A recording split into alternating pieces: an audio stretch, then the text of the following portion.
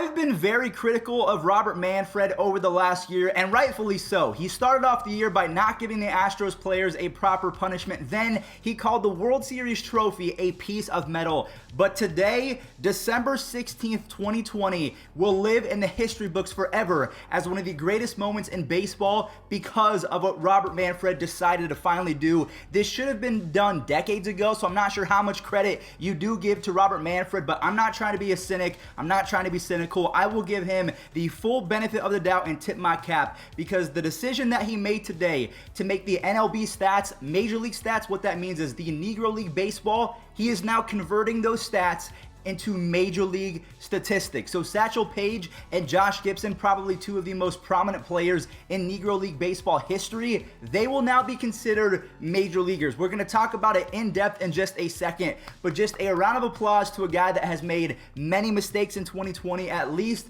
he is ending the year on a high note, because this is what we needed to see, and you have to give Robert Manfred at least a little bit of credit, because this is something that should have been done years ago. Aside from that, we have the Angels picking up a pitcher, which in my opinion is a big deal because they're showing that they are trying to get better at what they're bad at, which is pitching. We also have Nolan Arenado going to the Mets. Those trade rumors are real. They're out there in the world. We're going to talk about that. And then also Major League Baseball teams might be lying about how much money they lost over the course of the 2020 season. So make sure you guys stick around all the way until the end. We're going to cover all of that. But the first thing I want to mention before we talk about Manfred and his accomplishments on today's date, December 16th, this will never be forgotten. The Angels signed Alex Claudio to a one-year deal. I know, the Angels signed a pitcher 2 weeks after they traded for one, Raisel Iglesias. I mean, the Angels are finally coming to terms with the fact that they don't need more offensive players. They need pitching. They signed Alex Claudio to a one-year deal, and he was in the top 1% of pitchers to limit hard contact. He is so good at limiting the line drives and the home runs, but the only reason why is because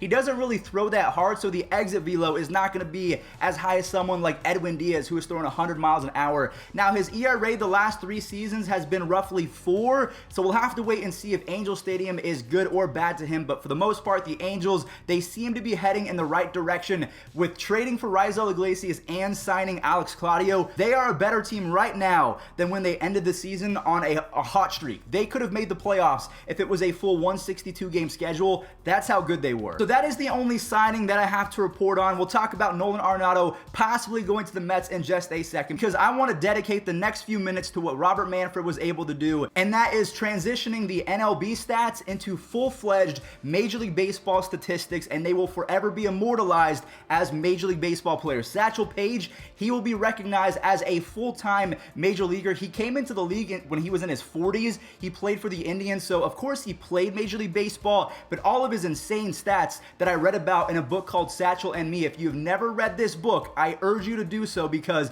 it shows just how good he was. There was once a moment, I'm not sure if it's true or not, but they say it was true in the book, where Satchel Paige was so confident in his skills, he looked at all of his position players. Only his catcher stayed. He told them all to go into the dugout. So it was just the catcher, Satchel Paige, and the hitter, and he struck out the side. He knew he was so good, he did not need infielders or outfielders. So easily one of the most polarizing and my favorite players in Major League Baseball history. On top of that, Josh Gibson, he will now be recognized as having 238 Major League home runs, which kind of puts him in the category of the JD Martinez's of the world. Of course, JD is going to get a little bit more, but it's widely recognized that Josh Gibson, over the course of his full baseball career, hit over 800 home runs. They called him the Black Babe Ruth. Now, again, I'm not trying to be offensive when I say that. I'm just saying what people have said about him. That's how good he was, and it's an absolute shame that he was never able to put his skills on display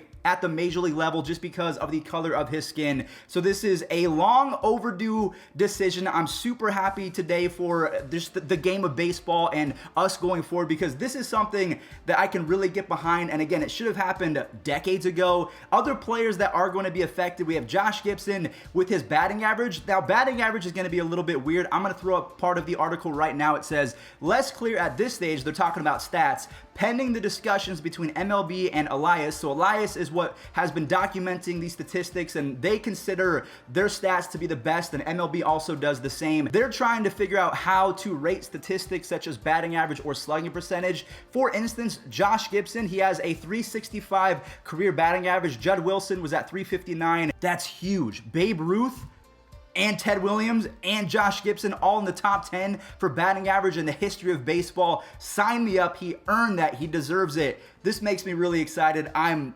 smiling today. This is awesome. So again, we will have to wait and see how they figure out these statistics, if they include them in the top 10. Like again, Josh Gibson with his 365 batting average, that is higher than Ted Williams and Babe Ruth. So will they put them ahead?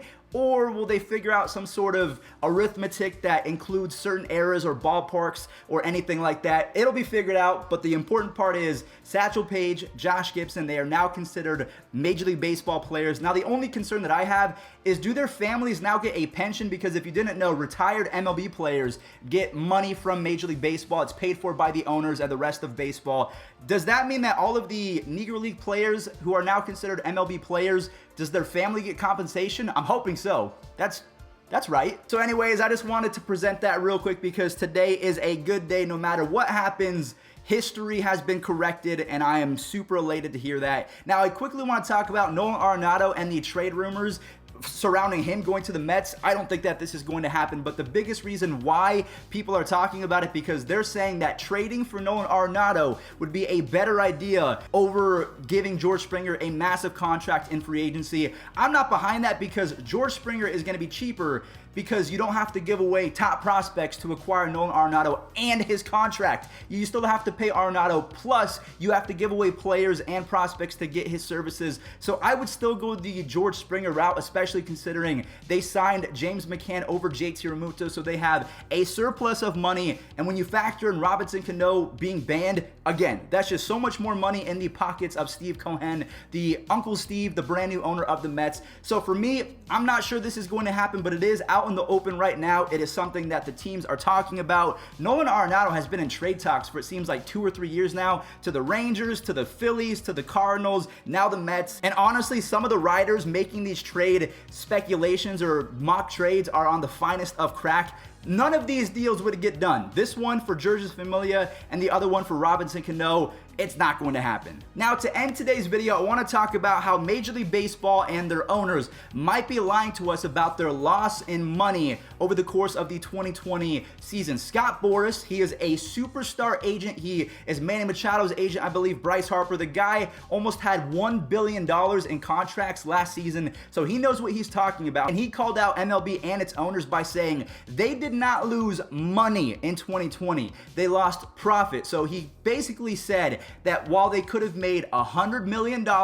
in profit, they only made $10 million each or something like that. I'm kind of paraphrasing at that moment and trying to simplify it. So he's pretty much saying no team lost money. They just lost a chance to exceed their profits from the previous years. That just goes to show you that they might not be struggling as much as they've made it out to be. They might have not lost money, but they definitely lost profit, if that makes sense. All right, everyone, well, that does it for today's MLB offseason recap. Thank you all so much for stopping by. Remember today's date, December 16th, 2020, the day that hundreds of MLB baseball players finally were recognized as major leaguers. A wonderful day. Let me know what you think of that decision, as well as Nolan Arenado going to the Mets, possibly in a trade. And then also, what do you make of the teams and the owners saying that they lost so much money when really it wasn't money, it was potential profit? Let me know. Catch you guys in the next one.